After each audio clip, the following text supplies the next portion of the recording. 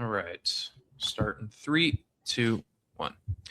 Welcome back to another episode of Believe in TCU. I'm Zion Trammell here with my co-host Seth Dowdle, here to talk about college basketball and the transfer portal. Both the men's and women's seasons have come to a close, and the transfer portal is active as it is in every sport. But a lot in the portal. We're going to talk about the men's. Dixon did a pretty good job of being able to retain a lot of the core players.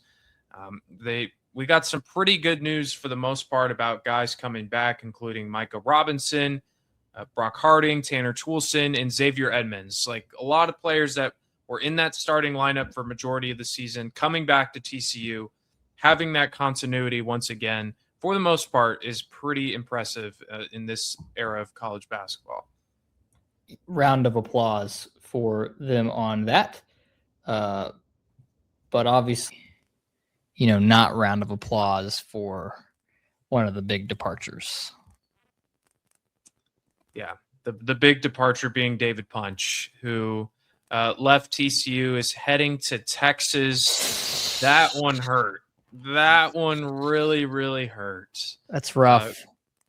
It's rough.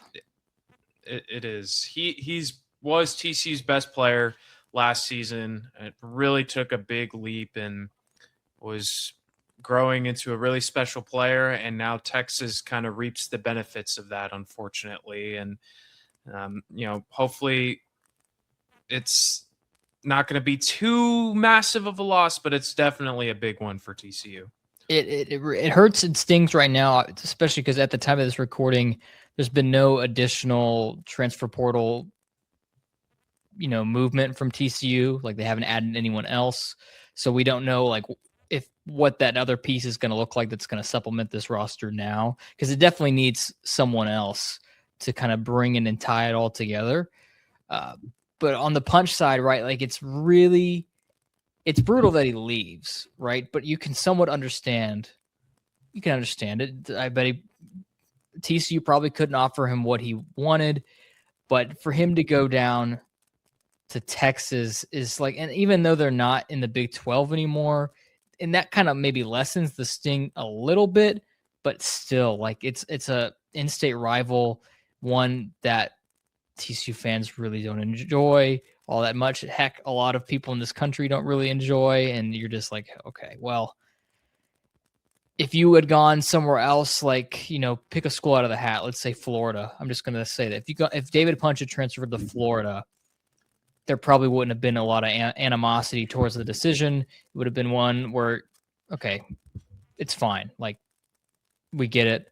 But to Texas, that one stings a whole lot more. And maybe that's fair, maybe that's unfair, but it's kind of hard to see TCU fans holding him in good graces as much as they probably would have if he stayed, obviously, or gone out of state.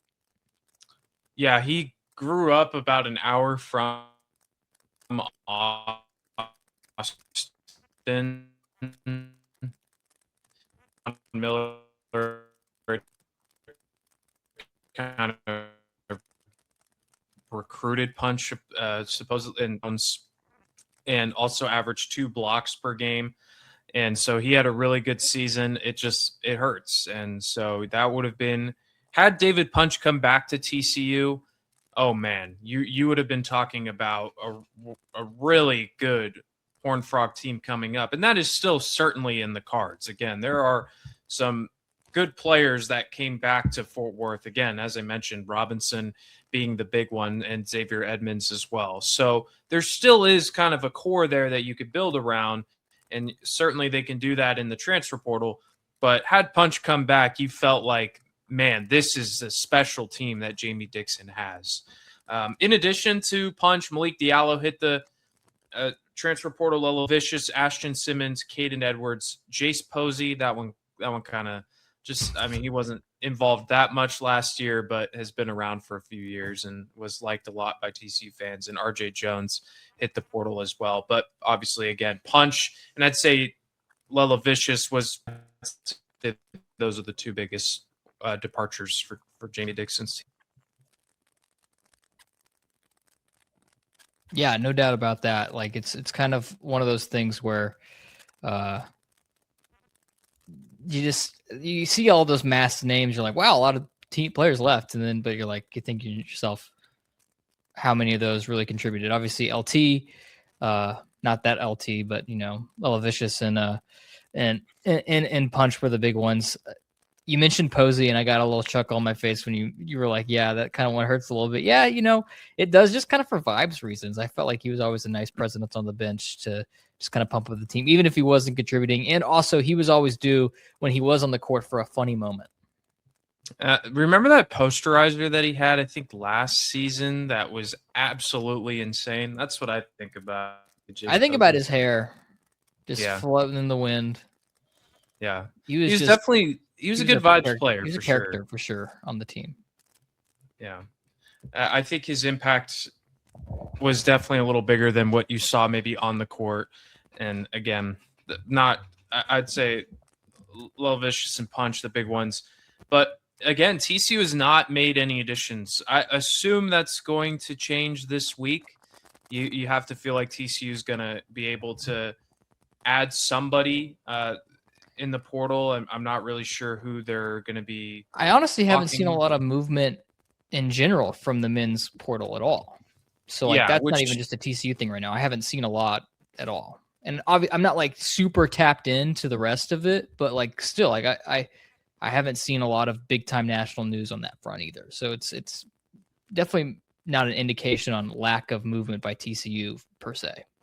Exactly. I think there's not really a with TCU about not getting somebody. I think most importantly, they got to find some shooting. That ain't that the truth.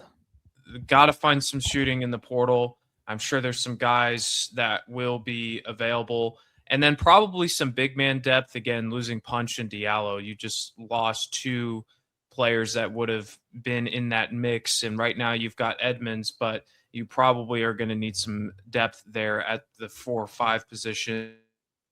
You're going to need – TCU played small all year, but it's going to be one of those things where you'd like for – I know Diallo's not coming back, but you really would have loved to have him on the team the entire year just to kind of solidify the interior because it was tough at times, especially against like Kansas.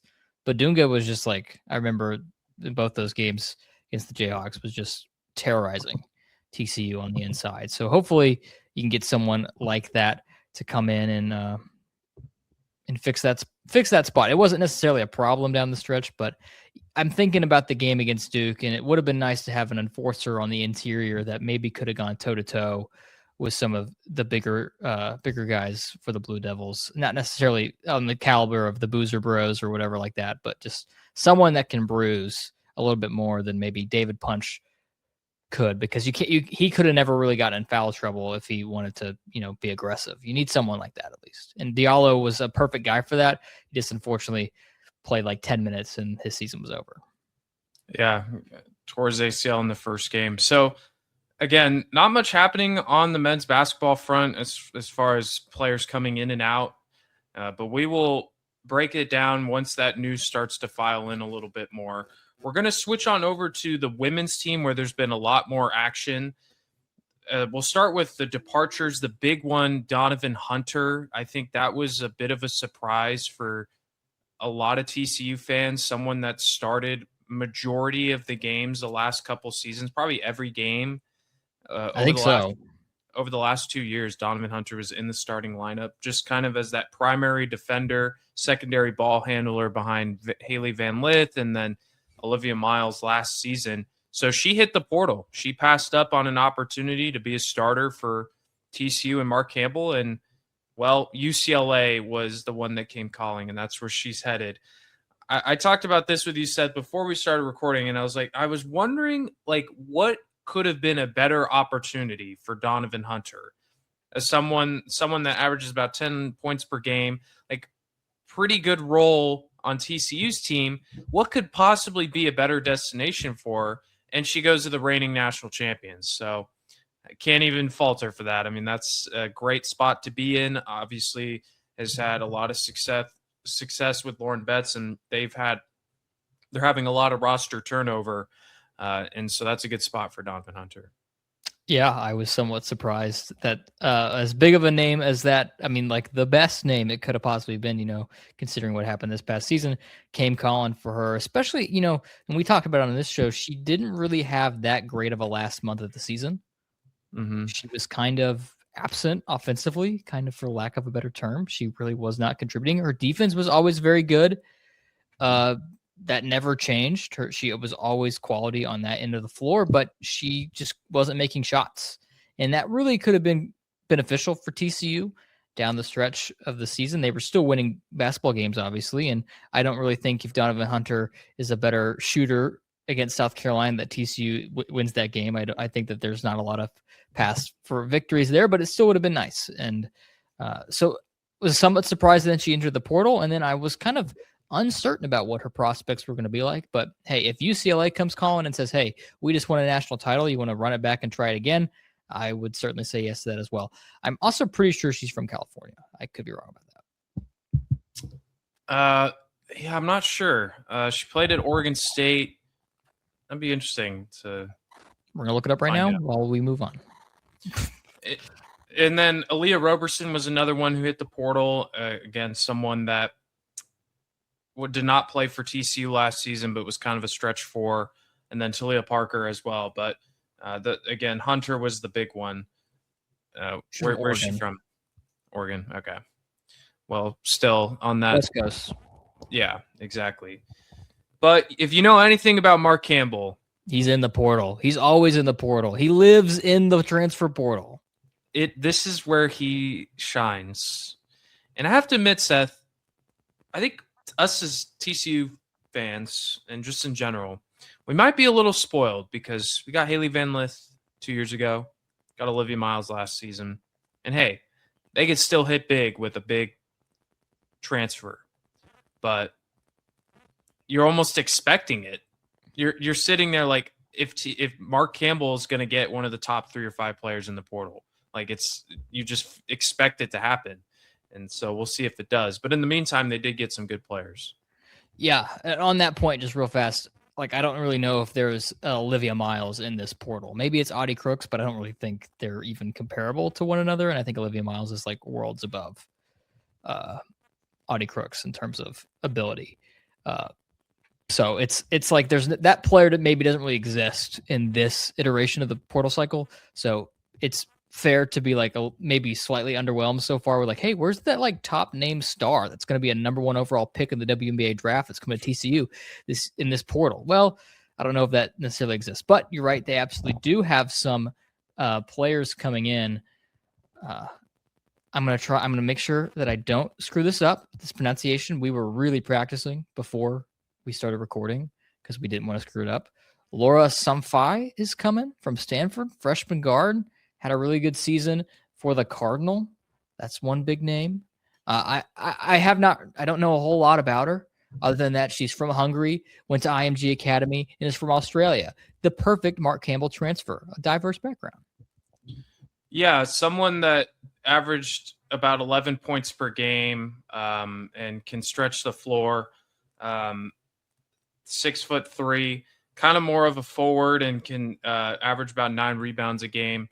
And so she comes in, and that's really a good fit for Mark Campbell, probably the Marta Suarez replacement as far as having someone that can stretch the floor and grab some rebounds. And that's always very valuable, and really good job there from Mark Campbell there. They also addressed the guard position. They got Jaden Wooten from Oklahoma State, Bella Hines from LSU, and Lainey Grant from UNC. So they really hit hard on acquiring some guards, and I think they did a pretty good job there by adding those 3 players as well out of the portal.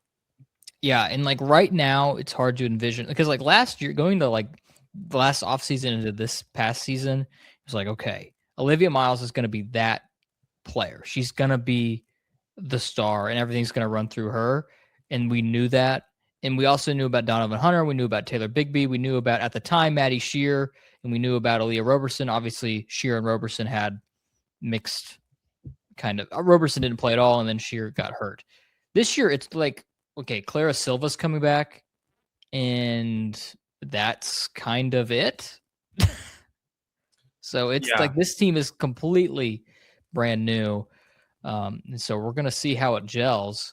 But here's the thing. Like, if you're going to count on a coach and a coaching staff and a program to kind of put all the pieces together of a brand new roster, I think Mark Campbell in his 4th year here knows what he's doing when it comes to that. 100%. And Wooten, I was trying to recall this. She had 25 points against TCU. It was a game that I worked. So she had some success against TCU and was perfect try.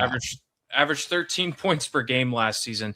But just a little side note there. But yeah, I do agree. This is where the real like test is going to be. And again, unless maybe TCU goes out and gets Jordan Lee, guard from Texas, who's the number 2 player, maybe even the number 1. Reportedly, TCU this week. So keep an eye on that. Around this time a year ago, Seth, we made the crystal ball prediction that Olivia Miles is coming to TCU, and it happened. And I'm going to do it here again with Jordan Lee. She will be a TCU Horned Frog. She's going to pass up South Carolina and come to Fort Worth. That's when you really know that you got something brewing here.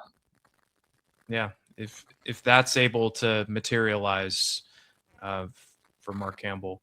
But it may not be that star level talent, but I think what he's done a pretty good job of is just, I guess, slowly kind of gelling a team together and picking and choosing strengths. Like Lainey Grant shot 42% from 3. According to our guy, Nick, he says this is the best shooter that TCU's had since Madison Connor. Wow. Which I guess high praise. Madison Connor was lights out. It's pretty high praise. And 42% from 3 is pretty good at UNC. So it's going to be a good test. And I think we're going to see Mark Campbell hopefully build the team that he wants. And hey, maybe it doesn't have the star player. Maybe it does. But only time will tell. And I think so far he's done a pretty admirable job. And it's still very early. There's still a lot of time left in the transfer portal for things to happen, and we'll see. I don't see like Audie Crooks would not be a good fit for TCU for anyone that would be curious. I just do not foresee that at all. But it'd be something for sure.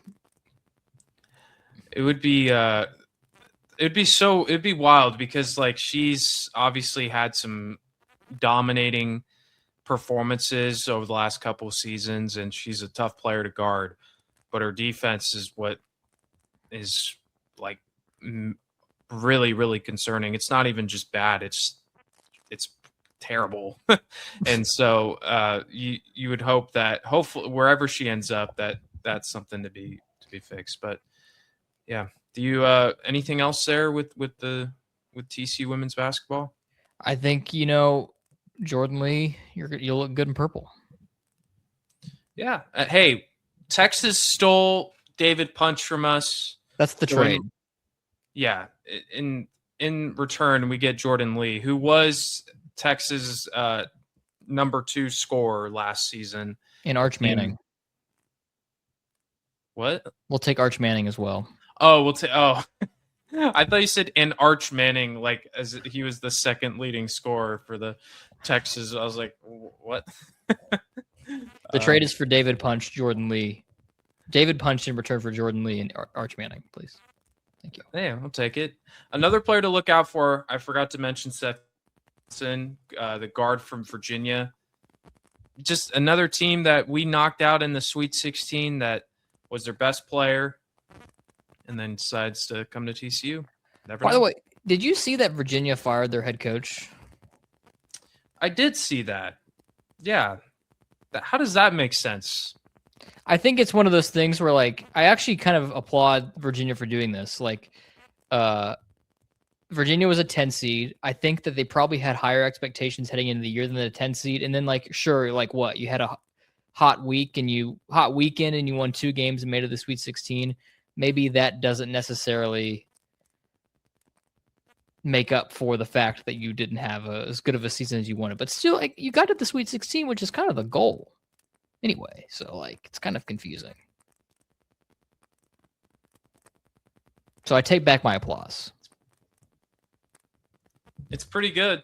It's pretty good. I make a whole lot of sense to me, but I think TCU will find a way to get either one of Jordan Lee or Kamora Johnson. Obviously, Lee would probably be the more favorable one, but Johnson's good in her own right, second in the ACC in scoring at 20 points per game and 6 assists. So we'll see. Time will tell, and we'll break it all down for you here. Okay. Final thing we'll talk about here. The WNBA draft happened on Monday night, and it was a special night for TCU. Last year, we saw Haley Van go to Chicago with the Sky, and then Madison Connor got drafted by the Seattle Storm, but she was later waived.